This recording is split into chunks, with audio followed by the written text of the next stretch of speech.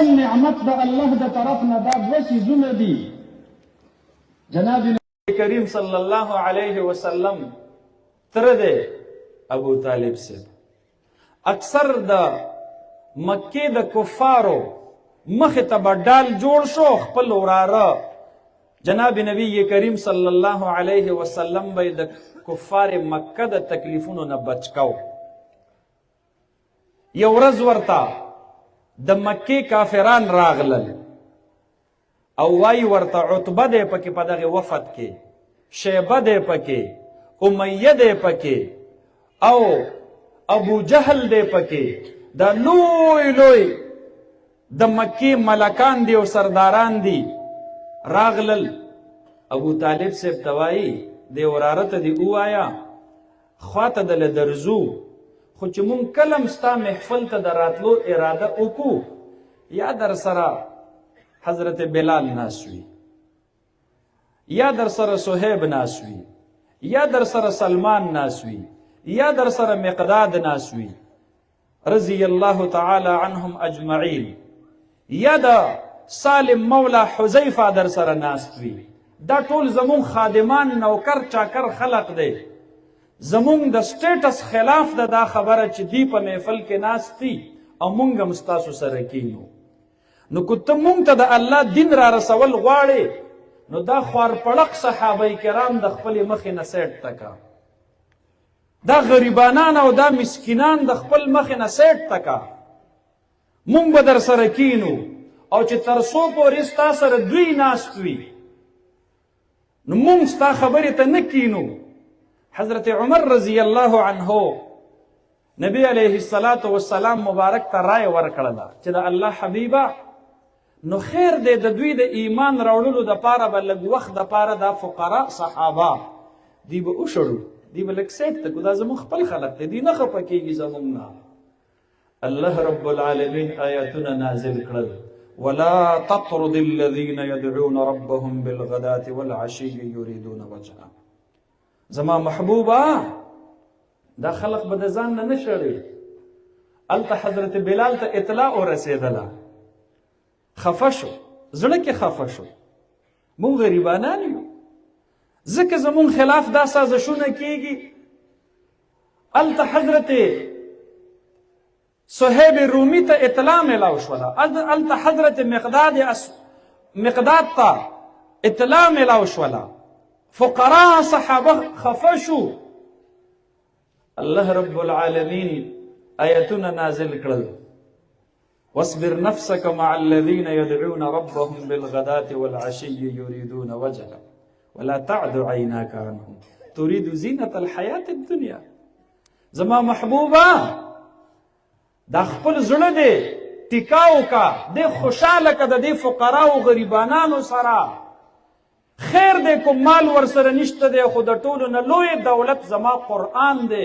د بلال پسینه کې قرآن پروت دے، د حضرت مقداد په ژبه د قرآن تلاوت دے. زما محبوبا بلال مخفه کوا، مقداد مخفه کوا، عتبہ و شیبہ و ابو جہل و امیہ کو خوشحالی گی و کو خفکی گی تداغی مال تا گوری ترید زینت الحیات الدنیا، تداغی جاہ و نصب تا گوری، تداغی ملکی و مشرعی تا گوری. زما محبوبہ دا سے مکوا، دا غریبانان دا خپل خوانا مشعلا، دوی سر لوی دولت دے. رحمت للعالمین صلی اللہ علیہ وسلم مبارک را روان شو. اس رضاکی قرآن تناس حضرت بلال، قرآن تناس حضرت صہیب رومی و حضرت مقداد، قرآن تناس سالم مولا حذیفہ رضی اللہ عنہم اجمعین. رحمت للعالمین راغے او داغی سر پا مجلس کے ناستو او فرمائی ورطا انتم من الذین امرت ان اصبر نفسی معهم. ایک قرآن والو ما تا اللہ حکم کو زما محبوب لال شاہ او دی قرآن والو صحابو سرخوات کینا دی مخفکوا دی لمالوی دولت ورکڑے دے او بیا اللہ آیاتنا نازل کرل فإذا جاءك الذين يؤمنون بآياتنا فقل سلام عليكم كتب على نفسه الرحمة. زما محبوبا مجلس چې خور شو صحابه کورونو ته لاړل، الله دا آیاتونه نازل کړل. زما محبوبه د دې صحابه په زړونو کې ګیله پرته ده چې مونږ غریبانان یو، مونږ آزاد شوي غلامان یو، زمون غریبی زمون پیغور شو. نو چې کله دوی ستا خواله راشي نو فقل سلام علیکم، بلال ته ووایه الله در باندې سلام ووایي. الله اکبر. حضرت مقداد ته ووایه الله در باندې سلام کوي، چې د دې د زړونو ګیله د الله په سلام باندې ختم شي. د فقرا صحابه مه خفه کوه. كتب على نفسه الرحمه، الله رب العالمین په خپل ځان باندې د اهل قرآن دپاره رحمت لازم کړی دی. الله رب العالمین حضرت سلمان فارسی رضی الله عنه او فرمایل وی الله رب العالمین چې کله خپل رحمت پیدا کو، یو حصه د رحمت الله راواخیستله او په کائناتو په ذره ذره باندې تقسیم کړه. د بچو په زړونو کې چې د مور او پلار د پاره کوم ترس پروت وي، د بچو په زړونو کې چې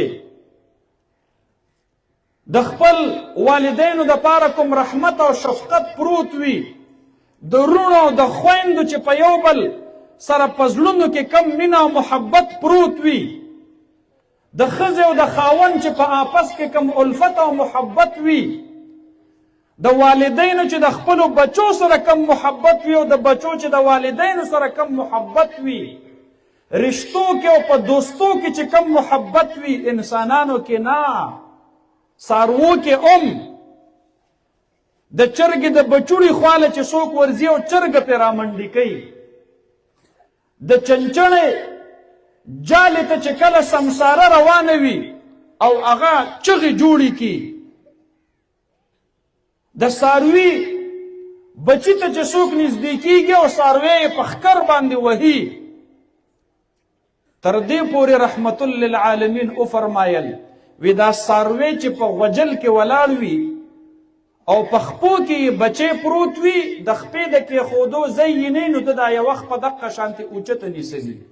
وی فرمایل دا د الله د رحمت د هغې برخې نه څه حصه ده کومه چې الله په پوره کائناتو کې تقسیم کړې ده. د ټولو کائناتو کو په مرغانو کې دي، کو په څاروو کې دي، کو په انسانانو کې دي، د حضرت حوا علیه السلام نه راواخله تر اخرنۍ مور پورې په خپل اولادونو باندې شفقت چې رایوځی کړي، د هغې ټولې مجموعه د الله د صفت د رحمان یوه برخه ده. الله اکبر. او د اهل قرآن د پاره به د محشر په میدان کې الله 100 واړه برخې د رحمت کولاو کړي. الله اکبر. كتب على نفسه الرحمه. زما محبوبه دی غریبانانو ته مالوی دولت ورکړی دی. علما ورونو د خپل علم قدر وپیژنئ.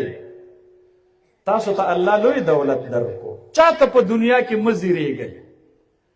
تاسو له الله لویه سرمایه درکړې ده. د چا وړاندې خپل علم مه سپکوئ.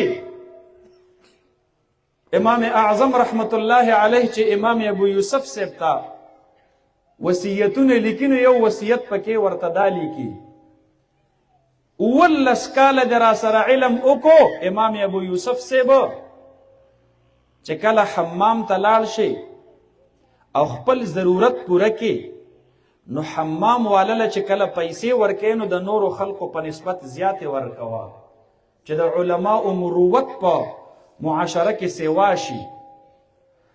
عالم لدا نه د پکار چې دکاندار ته ووایي خیر دی زه عالم یم ما سره ګزاره وکړه. خپل علم به د چا په قدمونو کې نه ورتاوي. ته د خپل علم په سله کې د هغه نه ارزان ریټ او ارزان نرخ غواړې، ته د خپل علم بدله په دنیا کې د دکاندار نه غواړې.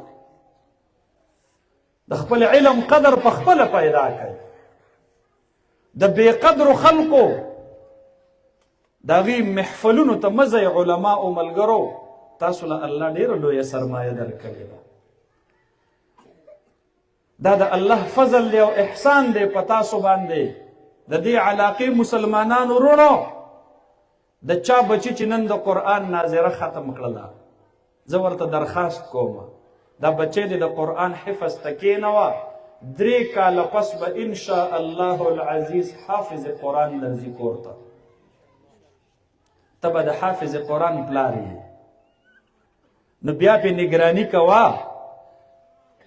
دا چې کوم بچي د قرآن حافظان شو د دوی پلارانو ته وایي لوی دولت درته الله در نصیب کو او د دې دولت نه نفع واخلئ